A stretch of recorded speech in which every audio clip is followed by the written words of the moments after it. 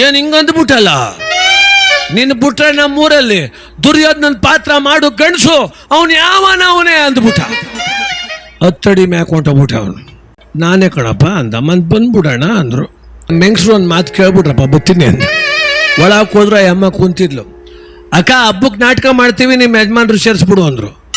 ಅವ ಅಮ್ಮ ಅಂದ್ಲು, ಯಾಕೆ ಇರುದು 20 ಗುಂಟೆ ತೋಟ ಮಾರ್ಬಿಡ್ಬೇಕು ಅಂತ ಮಾಡಿದ್ದೀರ ನೀವು? ಹೋಗ್ರಪ್ಪ, ಏನು ಬೇಡ. ಯಾಕೋ ಏನು ಹಿಂಗಂದ್ಬಿಟ್ಟೆ ನೀನು?